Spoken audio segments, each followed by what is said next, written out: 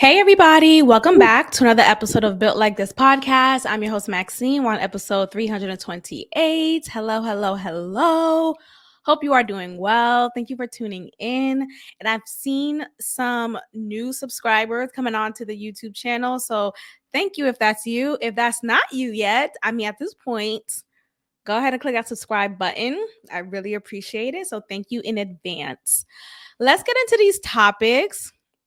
I want to go ahead and jump into Tyler Perry's clapback against his haters regarding the quality of movie producing, writing, acting that is had in his movies and shows. He had a recent movie come out called Divorce in the Black, starring Corey Hardrick and about to say Tia Mowry. Nope. They're divorced. Time for my divorce. Shout out to Tay Diggs and Nicole Ari Parker from Brown Sugar. Anyway, Corey Hardrick and what's her name? Megan Good. Megan Good starred in that movie. Horrible movie. Horrible. But it's a movie nonetheless that many of the Black community have taken time to watch and critique. And I think at this point, Tyler Perry is aware of the consistent low quality writing and execution of his movies as of late, but not even as of late, just continuously. It's been like this for a few years now. When Tyler Perry first started, his movies weren't as trash or if trash at all as they are now. Like, I can name a couple, not more than a couple, but a handful of really good Tyler Perry movies. Why'd I Get Married? Why'd I Get Married 2? I would say Why'd I Get Married 1, the original one, is a classic. Like, I would say a classic in like Black classics. I like to categorize my classics, so I could have so many. But I would definitely put it up there. I feel like the acting from everyone, including Janet Jackson. I know people don't like to give Janet Jackson the credit that she deserves, but she's a damn good actress. And she actually wanted to become an actress first before becoming the singer that we know her as. But anyway, so she did a phenomenal job.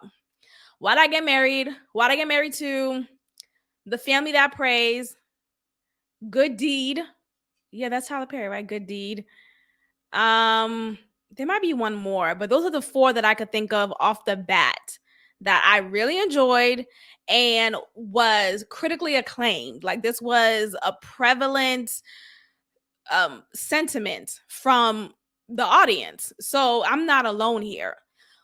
But that's about it. And that's been, out of those movies, the latest one, I would say Good Deed is the latest, like, that's been completed, that's been released after the other one. So for that to be the last movie that was a really good movie done by Tyler Perry, that's quite disturbing. That's quite disappointing, and it's not okay. It's not okay.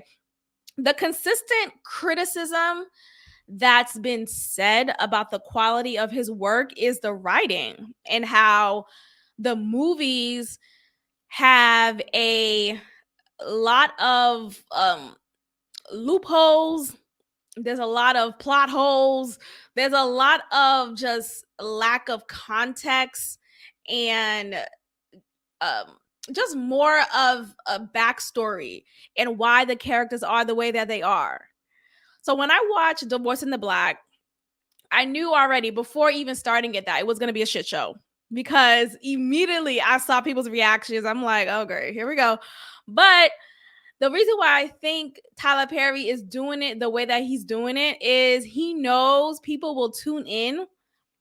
People will tune in and watch just to hate on it. And it's not necessarily hate on it, I would say, but in his perspective, he feels like it's hating on it. So though he's been consistently pushing out negative, not negative, but I mean, some people will say negative, like the stereotypes that he pushed out about Black women and men's relationships hasn't really been a positive image. But nonetheless, it has been a consistent sentiment of being disappointed time and time again of a Tyler Perry movie.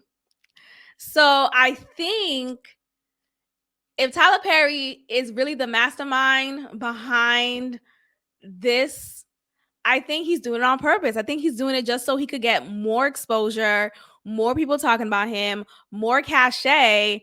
But I feel like there's something to that because, sure, people are talking about you more and they're always going to tune in just to hate watch and release more video after another talking about how much they hated yet another Tyler Perry movie.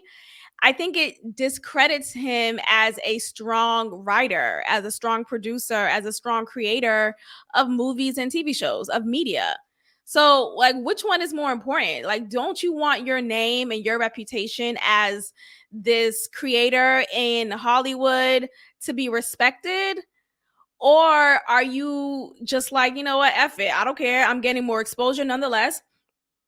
People are still tuning in whether they like it or not, and they're doing it because it's bringing them to have more conversations about it and creating content videos about it. Like, it's just, people like, there's a whole saying that says,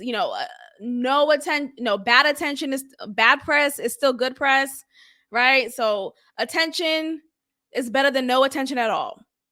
And I think that is the intent behind his lack there of a quality movie.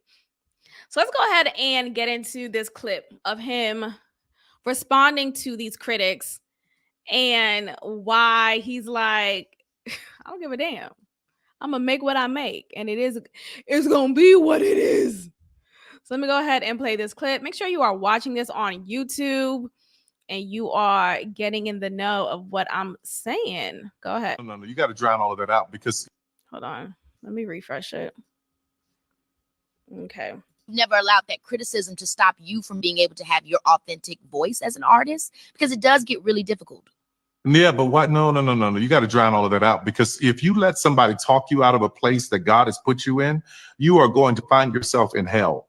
I know for a fact that what I'm doing is exactly what I'm supposed to be doing, because for everyone who is a critic, I have thousands of used to be emails from people saying, this changed my life. Oh my God, you know me. Oh my God, you saw me. How did you know this about my life, my family? So that is what is important to me. We're talking a large portion of my fans who are disenfranchised, who cannot get in the Volvo and go to therapy on the weekend. So you've got this highbrow Negro who is all up in the air with his nose up looking at everything. And then you got people like where I come from and me who are grinders, who really know what it's like, whose mothers and were caregivers for... I love that you never allowed that criticism to stop you. White kids, and we're maids and housekeepers and all of these beauticians. That don't discount these people and say that their story don't matter. Who are you to be able to say which Black story is important or should be told? Get out of here with that bullshit.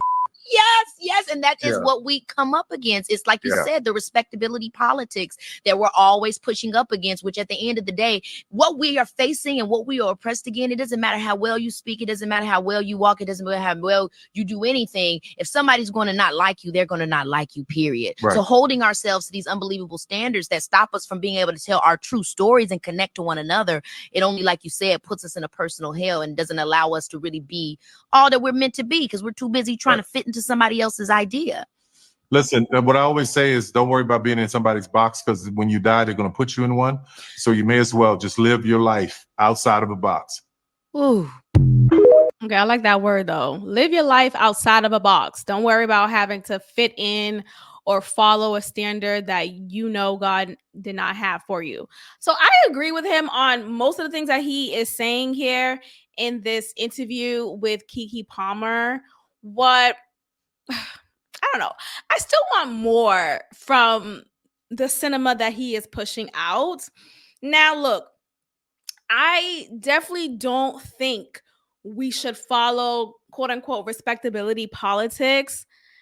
Now, for those who may not know what that is basically feeling like you have to look a certain way to gain or to be given the respect that you deserve just innately as a human being.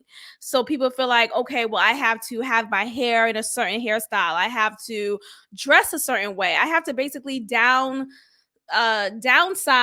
my big personality because I may be too much for these white people.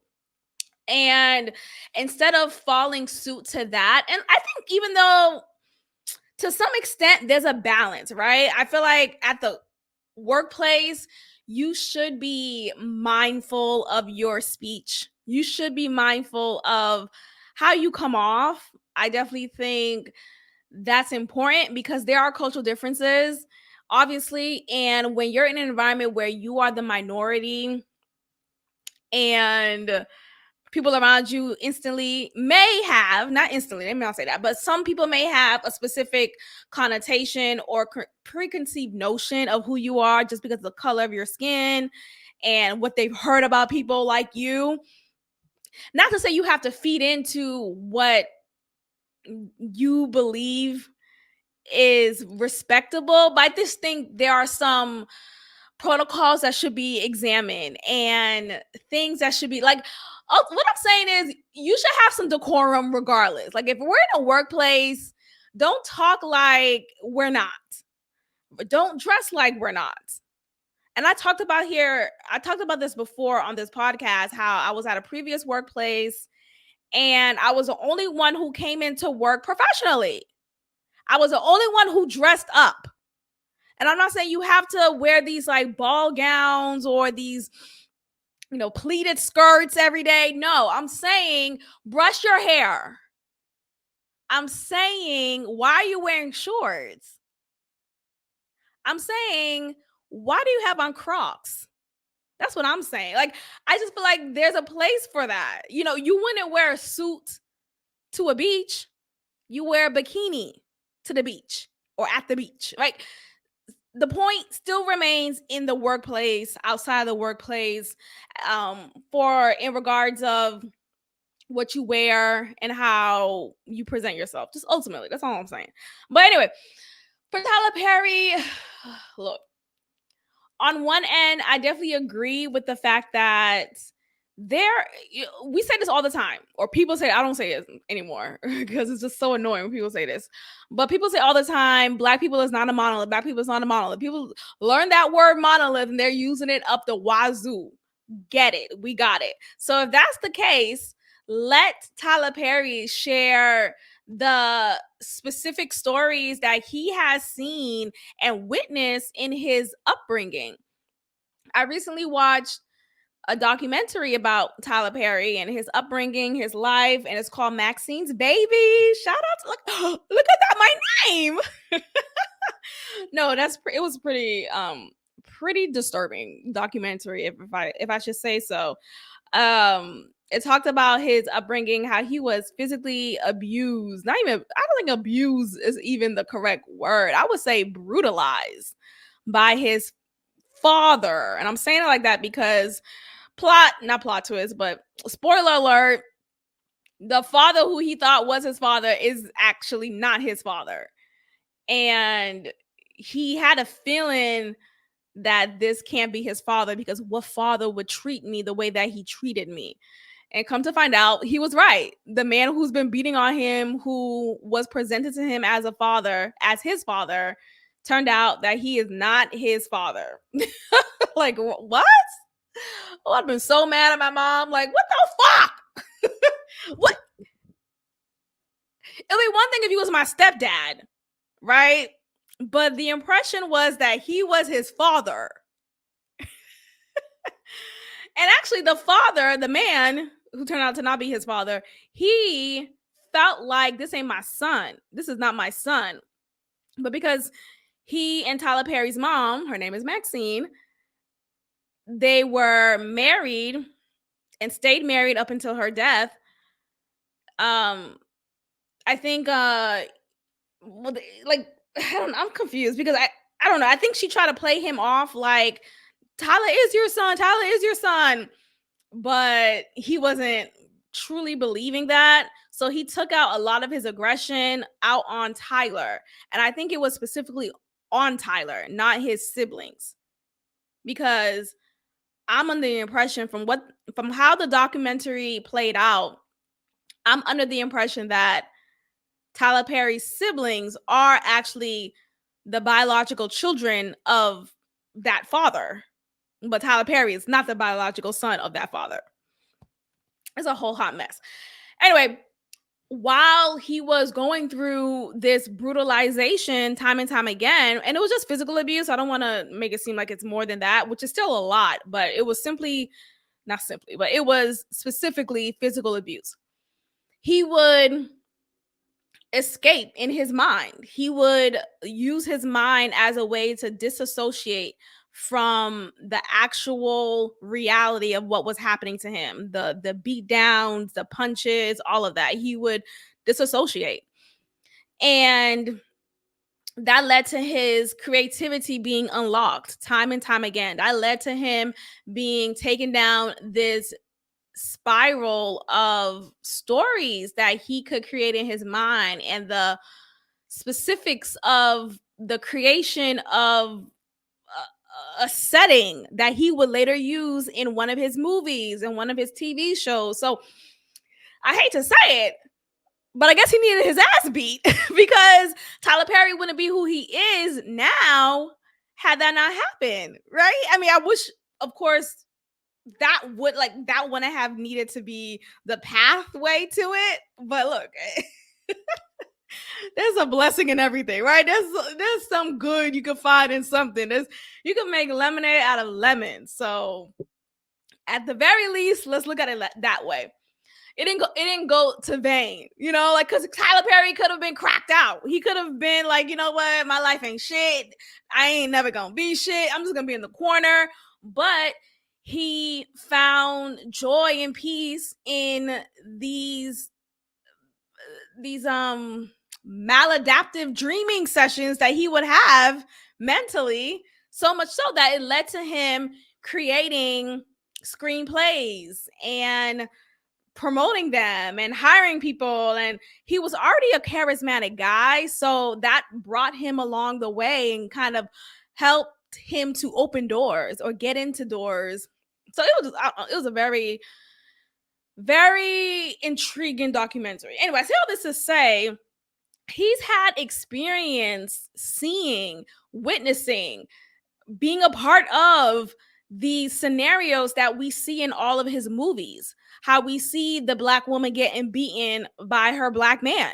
How we see the Black woman striving to be successful while juggling her relationships. And it's not to say, oh, why is Tyler Perry perpetuating stereotypes of Black?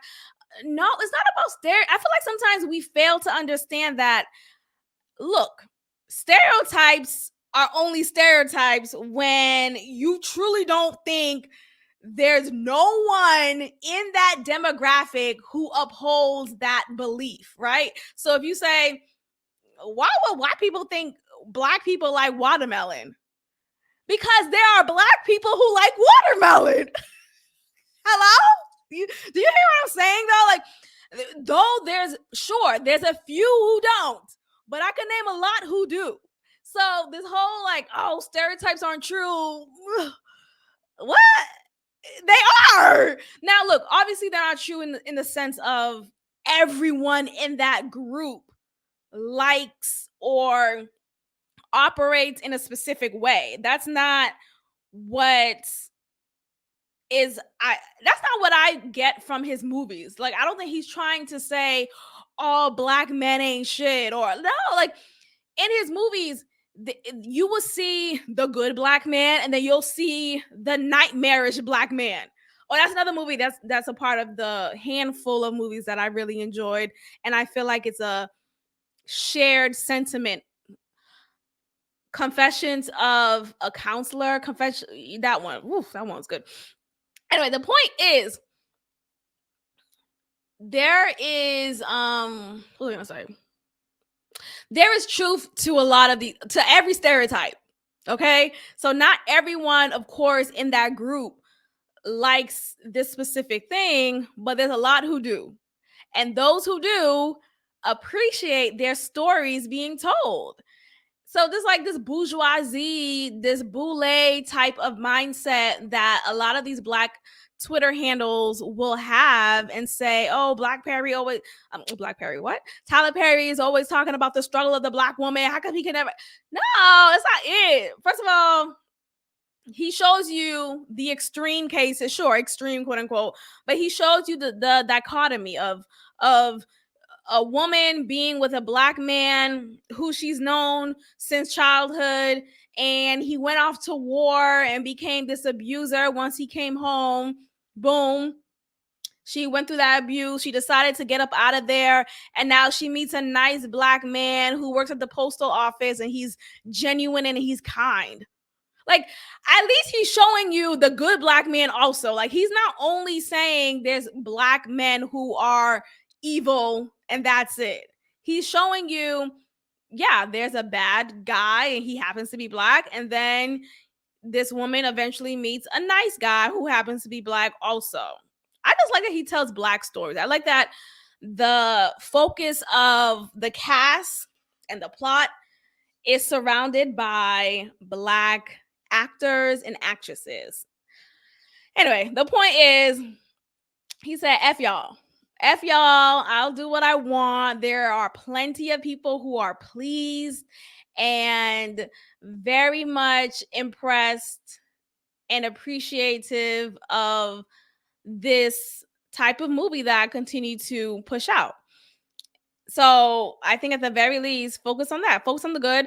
Now, sure, I do think he should still take some advice, some help, because a movie, I feel like he has good intent, and he may want to generally bring awareness to X, Y, and Z, but it's the plot holes, it's the poor budgeting, it's the poor acting. Like, can y'all just go ahead and watch Divorcing the Black real quick and tell me what you think? Because my God, today I watched it, I was like, what is this? Because I could not for the life of me understand why Megan Good wanted to be with Corey Hardrick, with, you know, his character. Like, they gave us one brief montage of them in happier days, and it wasn't really much of a background justification for her to stay in this relationship with him, though he was verbally abusive and later became physically abusive. Like, there was just like you know how like in abusive relationships there are good times. There are good times with your abuser. And I'm talking about this with adult to adult. I'm not going to say this in as far as, even though this could still very much apply to a child and an adult, but we're not going to go there right now. But there are good times in that toxic relationship. You know, wow, we're so passionate and we laugh so hard and he gets me, and all you can say all those good things. And then boom. And just like that, it switches.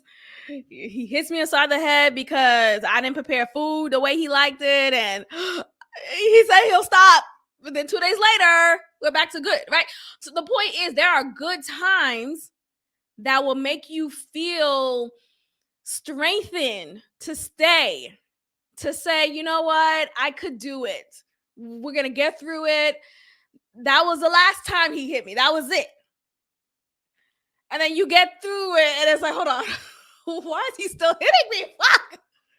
So the point is, in this movie, there was a lack of justification for Megan Good's character to still be with Corey Hardrick's character. Like, what about him did you like? He was mean to you from the jump. It was just a horrible, it was just so bad. It was so bad. Anyway, God bless, child. I'm done talking about Tyler Perry. Let's move on. Okay, so Dream Doll She is an actress. Why did I say that? She's not an actress. She's a rapper. What? Not an actress. And she is actually one of the many people who has come forward in these media streets talking about why she believes BBLs are going out of style and that basically slim bodies are in. She talks about how she regrets getting her BBL because of the added weight that it gives her and just the added troubles that it has given her since. This time that we're living in is just so wild. I really wish that we could go back. I'm saying go back like I was alive during this time, but I wish I could go to I wish I could time travel to the 70s, to a time when, because we're talking about time, so you say when, to a time when it was celebrated, romanticized, and appreciated to have armpit hair. Yeah, for women. I wish I could go back to a time when having your natural fro in its pure shrunken state was sexualized. So like the Foxy Brown, is it Foxy Brown? Not the rapper, but I forget. Y'all know Foxy something. 70s star, black woman, Pam Grier. Foxy. Well, yeah, her name is Foxy Brown, but once I typed in Foxy Brown, they thought I was talking about the rapper. But yeah, Foxy Brown, the rapper, the actress, Pam Grier. I wish I could go back to that time. I wish I could go to that time. You never know. I can like, I've been reading this book called Midnight Library. It's an interesting read, and I could get more into detail about it. I'll just save it for my Instagram book, my profile on that. I have a book club Instagram profile. But anyway, it talks about this woman who travels in parallel universes of her different self. It's just very fascinating. So I don't want to say too much because I'm like, I really do believe in that. And I don't want to say like, I wish I could go back to my, and it's like, hold on, where am I? Anyway, the point is, I appreciate a time when we loved our natural self. And not only that, I appreciate the time when we encouraged that, when women celebrated that amongst women rather than look at other women and be in disgust or say, girl, what you doing? Instantly shame or judge them for not being bald down there. It's so stupid.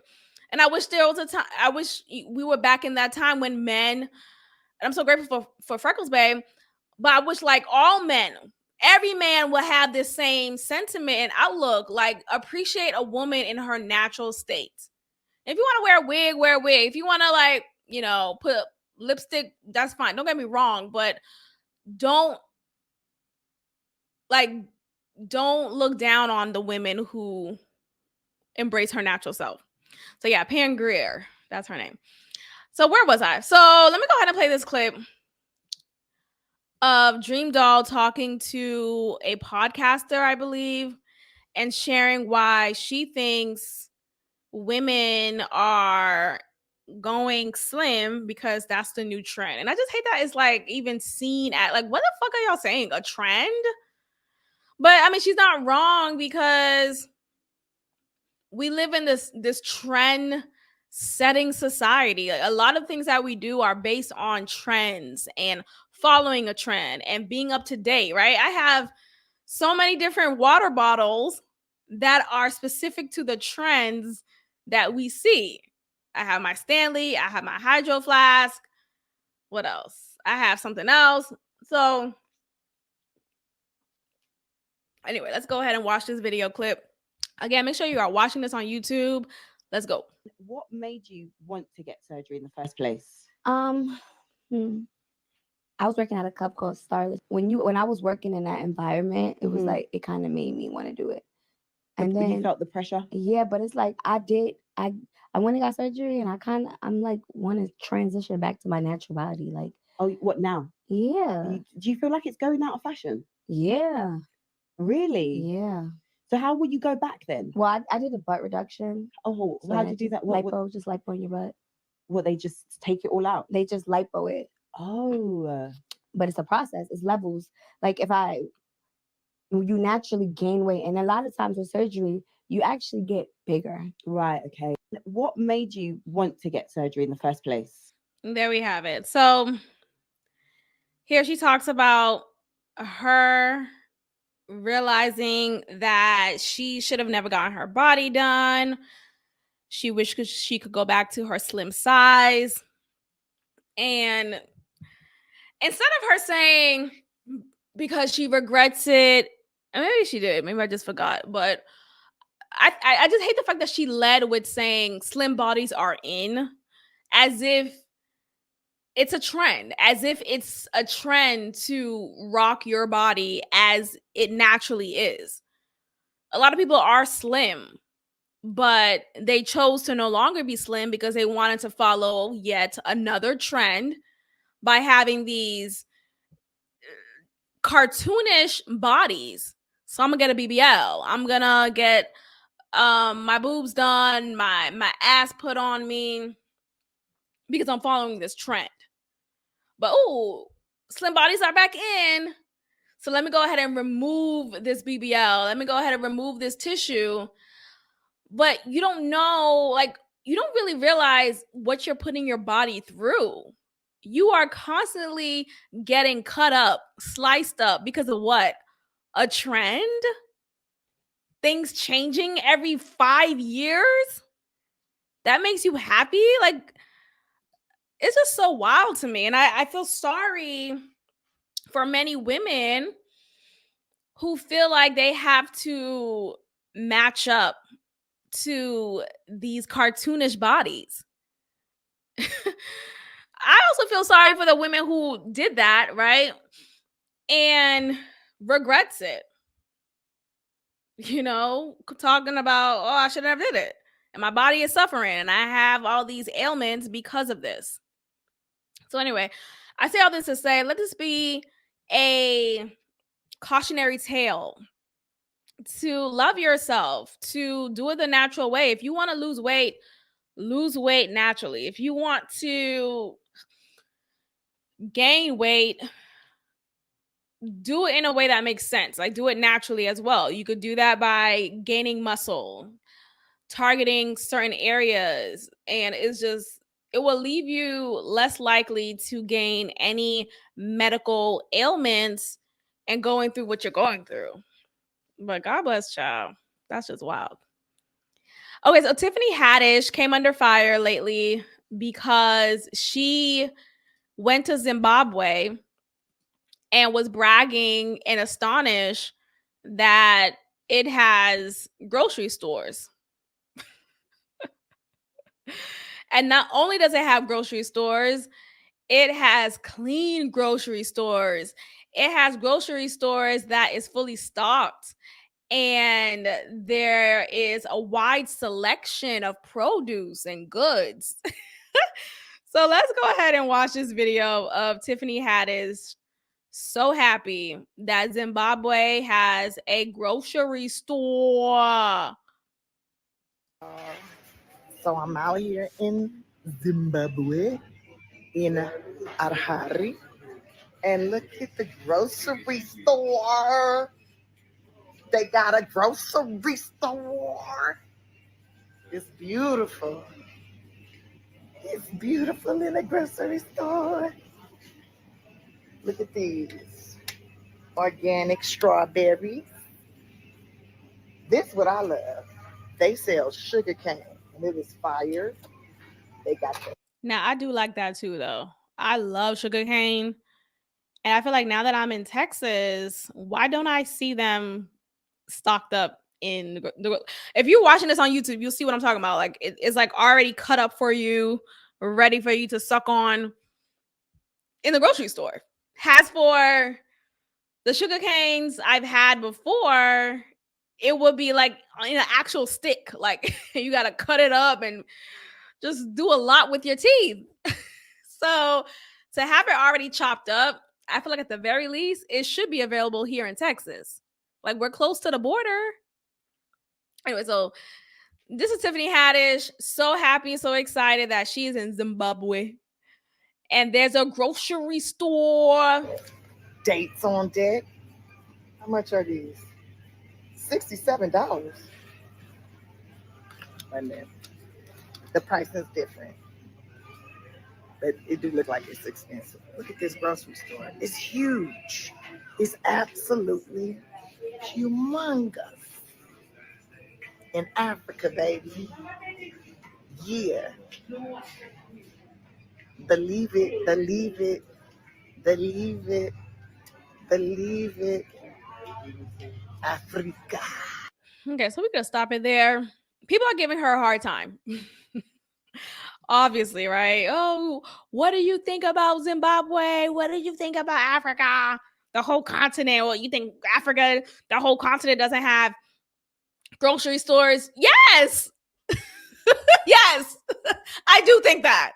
I'm not even mad at her for being so happy about this and astonished about this. I'm not even surprised. That's I'm not happy for it. No, I'm not even surprised. That's what I'm trying to say. I'm not even surprised because for so long, yes, we've been concocted this image of how Africa, just the whole continent, how it is, how you have these babies with these big stomachs, super skinny, flies laying on them. You have people laying down on this dirt road, just barely able to stay alive. Yeah, I'll be surprised if that very place has a grocery store. I would be under the impression as well that they only eat off the streets and there are only street food vendors. I would be. So I'm not even surprised. I'm not upset. I'm not borderline offended. All these Africans in these comments, I don't think they're all Africans, but a lot of people are just like, oh, she's so ignorant. Yeah, a lot of us Americans are. We are. And that's because of the propaganda that has been spewed in America about African countries time and time again. So you can't necessarily be mad at Tiffany Haddish for being so shocked that there's a grocery store in Zimbabwe, because we don't hear a lot about the thriving city life there. We don't hear a lot of people having economic means to afford food at a grocery store. So I'm sorry. Not everyone is as culturally aware that, yeah, of course, foreign countries have grocery stores. No, it's not an of course. It's not. They talk so much shit about these third world areas. Of course, I'll be a bit surprised. Not only there's a grocery store, but there's running water. If I ever go to Haiti in my adult life, I will be surprised about some things there. Like I was always under the impression that running water wasn't a thing. And maybe that's just what it was during the time when my parents were young, living in Haiti. And maybe it's no longer a thing now. But the way that they still talk about it, the way that is shown in the media, of course, I would be under the impression, like Tiffany Haddish, there's a grocery store? Like, yes! I would be surprised as well. So, anyway, I'm not good. I feel like it's unfair for us to give Tiffany Haddish a hard time. I think it's totally understandable for her to feel just shocked. And look, let me show this picture because this is an interesting photo and it's just like what I said. So someone responded with this image and said, this is how she imagines Zimbabwe.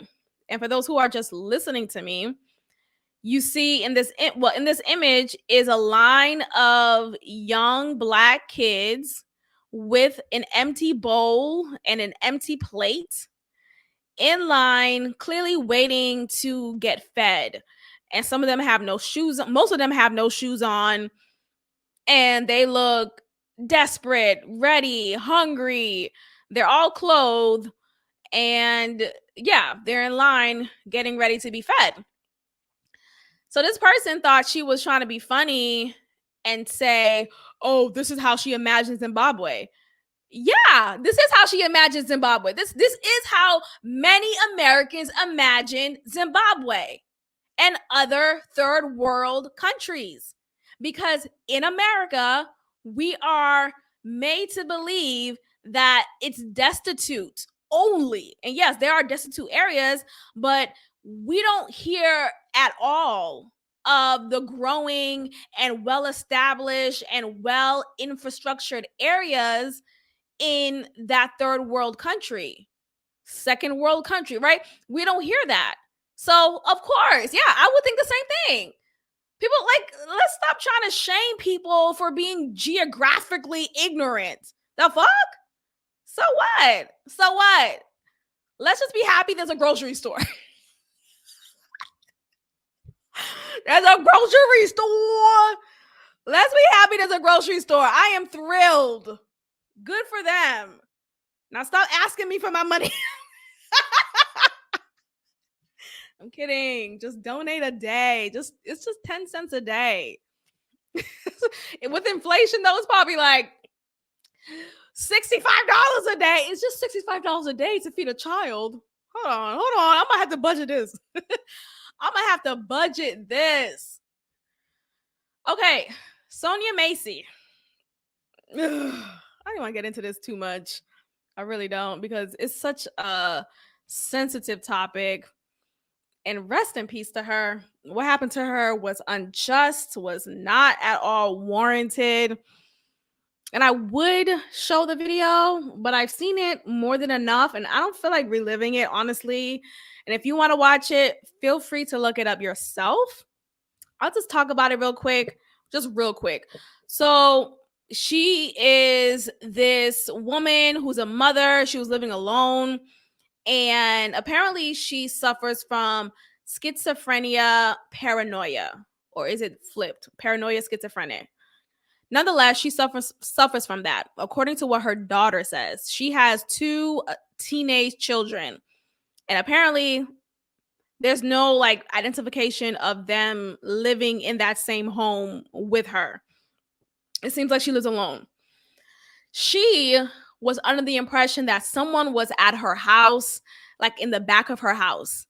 So she called the sheriff's office to come and check it out and hopefully clear out what she thought she saw. Now, who knows if she really saw something? If something was, if someone was really outside harming her or about to harm her. But it could have been just an episode of her paranoid schizophrenia. Nonetheless, a cop came to her home. 2 cops came to her home. One of which is this like brolic, really tall, intimidating stature white man. He ended up getting arrested and is in custody or is about to go to trial for her murder. But before we get there, though, so he gets to her house.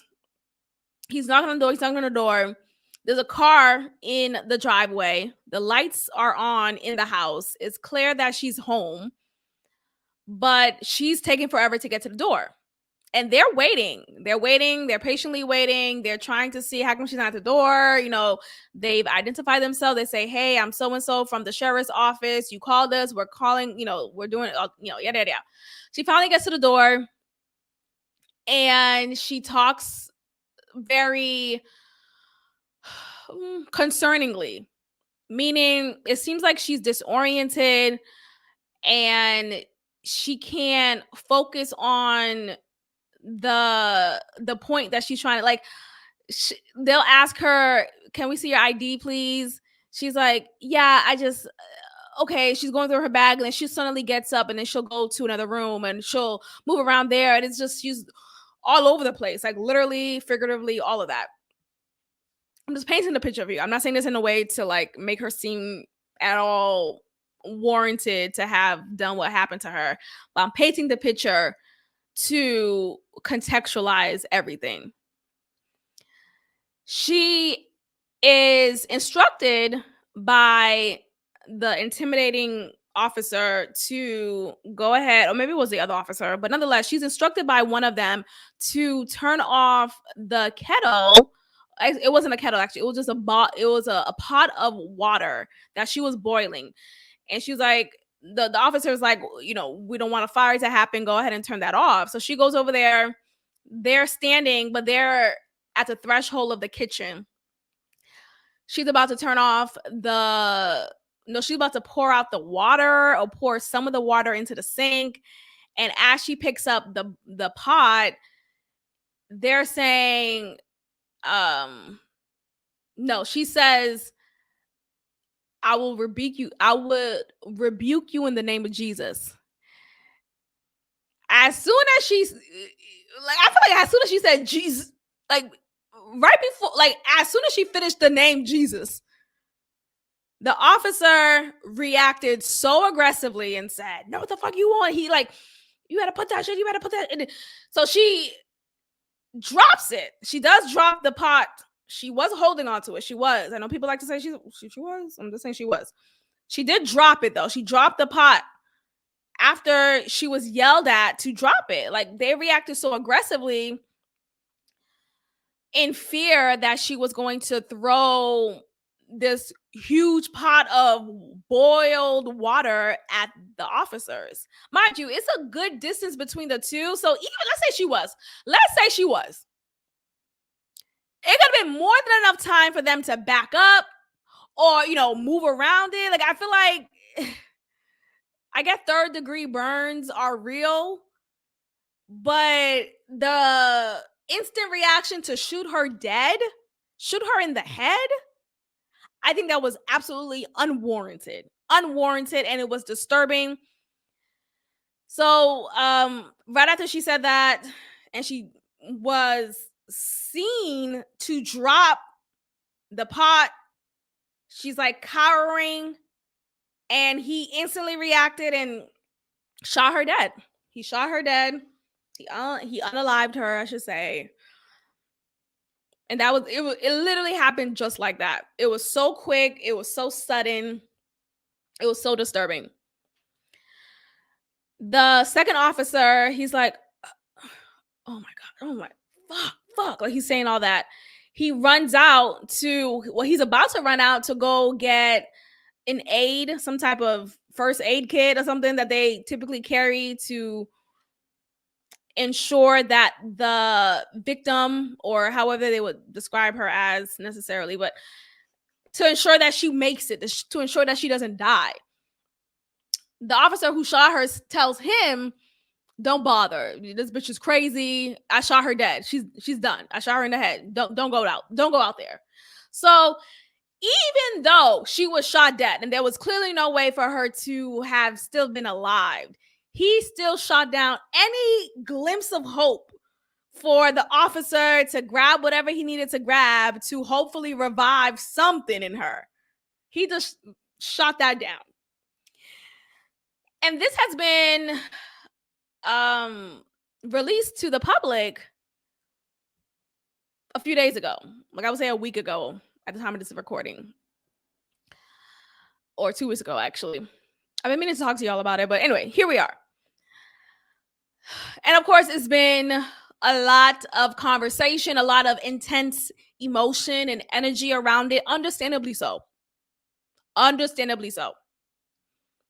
Even Candace Owens' ass talked about she feel like her being shot dead was unwarranted. It wasn't necessary. But she's getting a lot of backlash still because, Candace Owens, I get that. But she's getting backlash because instead of just harping on the fact that it was unwarranted for her to have had this outcome, she is focusing her rhetoric on don't let this be another, she was killed because she was Black type of argument.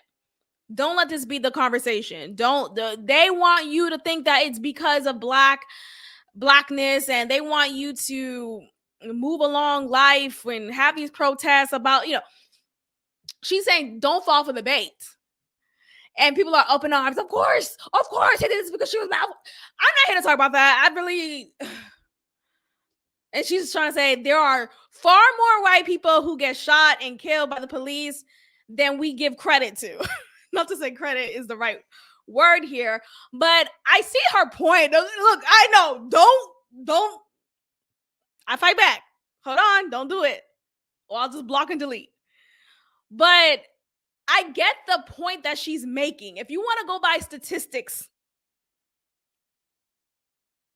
So anyway, the point is, this is not the time to talk about, I feel like it was just unnecessary. We don't have to talk about what it is or what it isn't. I think in these types of conversations, we get so caught up in the debate. What are we debating about? She was shot dead and it was unwarranted. It was uncalled for. It did not need to happen.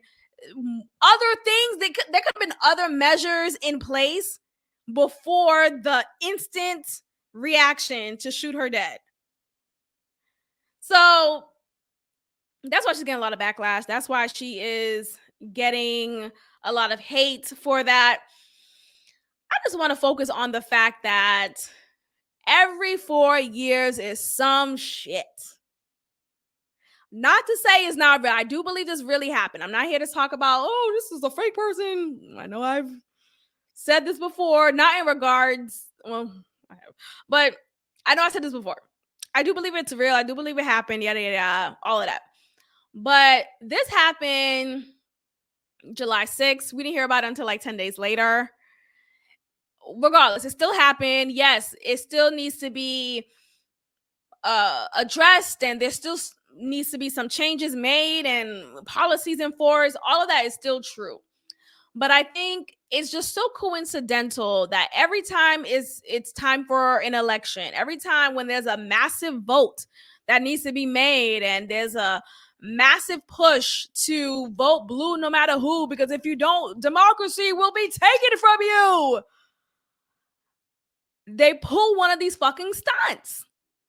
They pull one of these stunts to make you so afraid of the right, of the right-wing conservative Republican side. They pull all of these punches to make you so afraid. Look, do you want to die like Sonia Macy's? Hold on. What does it have to do with the Republicans? Why is this specific to the Project 2025? No!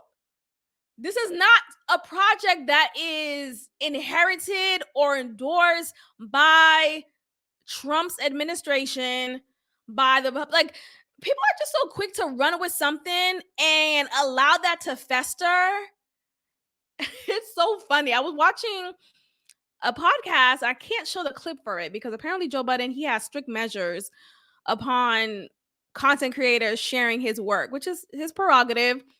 But he had this guest. He had Killer Mike on. And Killer Mike is very politically informed. Very much so. He does not fall for the rigmarole. He is not quick to say, vote blue no matter who. And look at Kamala Harris. She, I got to vote for her. I don't care if I don't agree with her. She's a black woman. I have black daughters. And it's what? What kind of dumbass logic is that? Is her policies helping your people? Or are you just voting for her because what? You look like her? What kind of dumb shit is that? Oh, she looks like your daughter? What does that do for you? Anyway, I'm talking like I'm getting mad at him. No, I was really proud and so happy to see how well he discussed politics and how he kind of just let Meg the Good. What's her name? Melissa Ford have it on the show because Melissa Ford is super pro Democrat and pro Kamala, and she would just talk this fear-mongering strategy, this fear-mongering rhetoric on the pod all the time, and I'm just so sick of it. And then he actually said to her, don't you know every Every election, every campaign, every 4 years, they do the same thing. They make you think the sky is falling. They make you think it's the end of the world. It's not the end of the world. It's not. Yo, I'm gonna post that clip on my Reddit page, but that's different. But anyway, I am just so over the coincidental outcries of whatever race baiting, whatever gun control narrative we want to talk about. Again, I'm not saying this didn't happen. It definitely happened. I'm not even here to talk about the validity in it. I'm talking about how it's always coincidental for us to see these sorts of things take place right before an election with the intent to vote blue no matter who. So I want you to look at it from that standpoint and just look for, just go back in time. We have George Floyd, we have Trayvon Martin. All these things happened during a critical time in our lives that really made us think it was best for democracy to vote blue no matter who. But voting blue no matter who, what did that do for you? As a Black person, as a person of color, what did that really do for you? Oh, you saw a representative of yourself on the screen and you felt good about yourself? But how did that give you economic power and standing in your community? How did that... Anyway, what Killer Mike said on the podcast was so profound. He was saying how basically there is more power in your local votes.